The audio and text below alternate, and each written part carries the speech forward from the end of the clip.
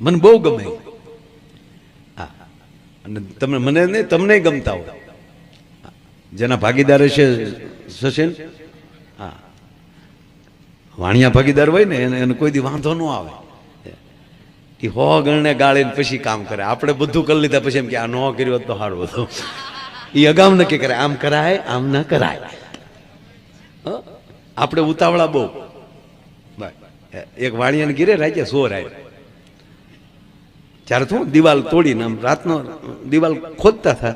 શેઠ જાગી ગયા કે હા દિવાલ ખોદે છે, મહેનત કરે છે. એની પત્નીએ કીધું, એ જાગી જાય, એની પત્નીએ કીધું કે આમ દિવાલ ખોદે.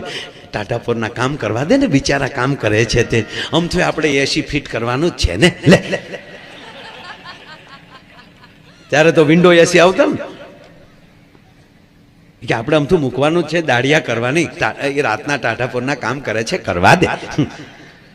વળી સોર ને એમ કે આ બે હુઈ જ ગયેલા. શેઠ વળી નાખોરા બોલે, ઉભા ઉભો.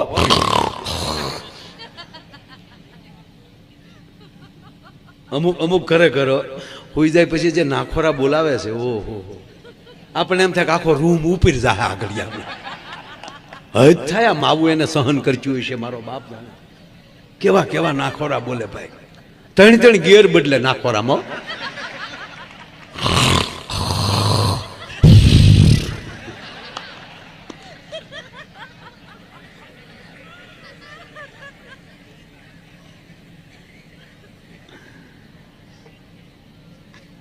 બરોબર ચોર દિવાલમાં કાણું પાડ્યું, હોલ ઇન ધ વોલ.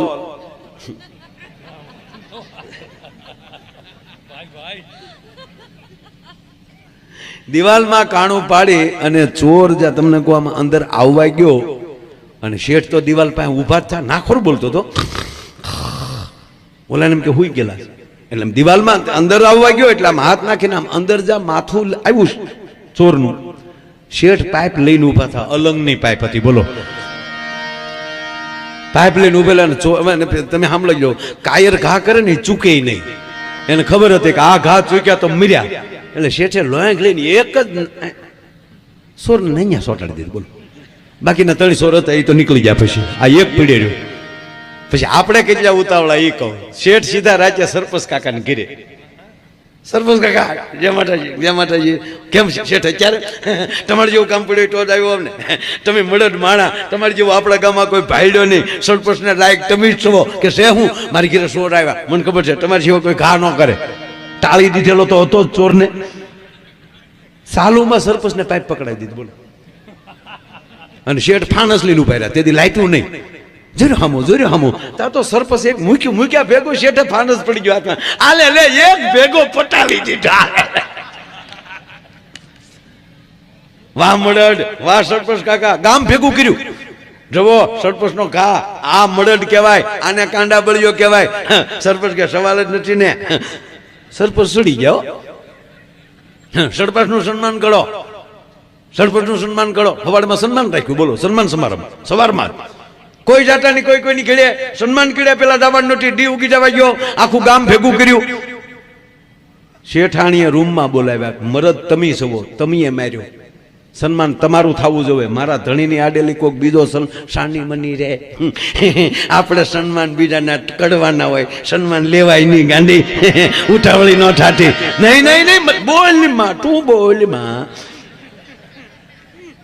અરે કે પણ તમે, મને ખબર છે હું રૂમમાં હતી હારે. તમે બોલ માં, ટોઈને ખબર ન પડવી જોઈએ. સન્માન સમારંભ છે. સન્માન સમારંભ હાલતો હતો. સરપંચને ટ્રેક્ટરની લારી તાત્કાલિક ટેજ બનાવ્યો. લારીમાં બેહાડીને મીડ્યા બધા હાર પહેરાવવા. એ કાંડા બળ્યો. ગામમાં સોળ આવ્યા, એક ભેગો ઉપાડી લીધો. વાહ સરપંચ, વાહ સરપંચ. એમાં પોલીસ આવી. પોલીસ કે એનું સન્માન સમારંભ છે. અમારા સરપંચ છે, મારી ઘરે લાઈટે સોળ આવ્યો. પૂછવા આખા ગામને એક ભેગો પટાવી દીધો. સરપંચ કે સવાલ જ નથી ને સાહેબ. સવાલ નથી કીધું. પોલીસ ઉપાડી ગઈ 302 માં. જીપમાં બેહાડીને નીકળ્યા ત્યારે શેઠાણીને કોણી મારી. શેઠે જોટાડું આ સન્માન ઉતાવળી બહુ. પણ મારો કહેવાનો અર્થ, જ્યાં ભગવતીની કૃપા થાય, માં ખોડલની કૃપા થાય. આજે મળ્યા છે એ શેનો પ્રસંગ છે? એક પવિત્ર અને એક દેશની સંસ્કૃતિને ગૌરવ વધે એવું જ આ પ્રતિષ્ઠા ઉત્સવમાં ખોડિયાર માં ભગવતી ખોડિયાર, અને એમાંય તમે સાંભળજો પછી નારાયણ હોય કે આ નારાયણી હોય, બે એક છે.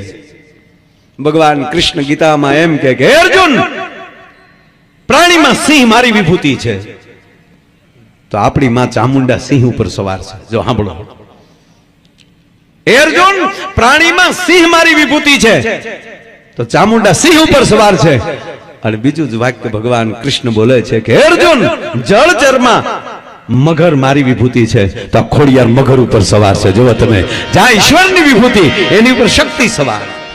ગીતામાં ભગવાન નારાયણ ચોખ્ખું બોલ્યા છે કે જળચરમાં મગર છે એ મારી વિભૂતિ છે. અને ઈશ્વરની જ્યાં જ્યાં વિભૂતિ હોય, જ્યાં શક્તિની વિભૂતિ હોય, આખર તો પરાંબા, ઉમા, પાર્વતી, જે તમને શબ્દ લાગે, મૂળ તો શક્તિ એક છે. અને એ પછી જેવો જેવો સમય આવ્યો અને ત્યારે શક્તિએ જેમ જેમ અવતાર લેતી ગઈ એમ એમ એના નામ પડતા ગયા. સાહેબ, મંદિરો નવા હોય, મૂર્તિ નવી હોય, પણ દેવ તત્વ તો એક છે સાહેબ. અને એમાં માંથી મોટું આ દુનિયામાં કોઈ નથી હો સાહેબ. જ્યાં તમારે લખો અહીંયા લખી લેજો. રાજસ્થાનના કોઈ પણ શિલ્પકારને તમે આરસનો પથ્થર આપો તો માં ખોડિયારથી લઈને હનુમાનજી ભગવાનની એમ કહેવાય મૂર્તિ બનાવી દે. આ દેશના કોઈ પણ ઝવેરીને ત્રિભુવન ભીમજીથી માંડી અને કોઈ પણ ઝવેરીને તમે હીરા માણેક મોતી સોનું ચાંદી આપો તો એનો તોલ કરીને એની કિંમત કરીએ કે, પણ જગતના ચોકમાં એક જ એવું છે, એ છે આ મા તત્વ. કોઈના બાપની તાકાત નથી કે એની કોઈ કિંમત કરી શકે. પછી મંદિરમાં બેઠેલી ખોડિયારમાં આપણી માં હોય તોય ભલે, અને આપણા ઘરડામાં એમ કહેવાય માવતર આપણા બેઠા હોય તોય ભલે. સાહેબ, એ માં શબ્દ જ એવો છે.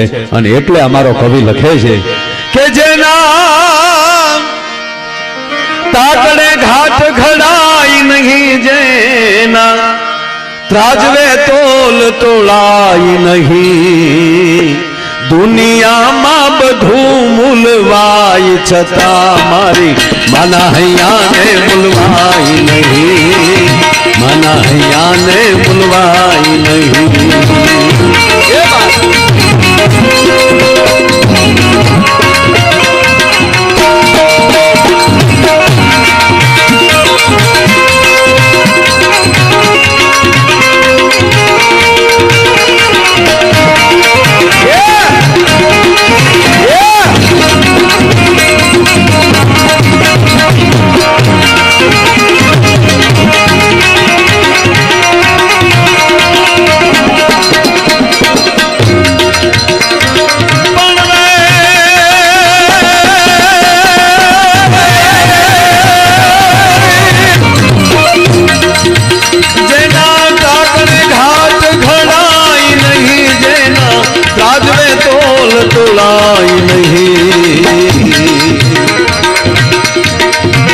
દુનિયામાં બધું મૂલવાય છતાં મારી માના હૈયાને મૂલવાય નહીં, માના હૈયાને મૂલવાય નહીં.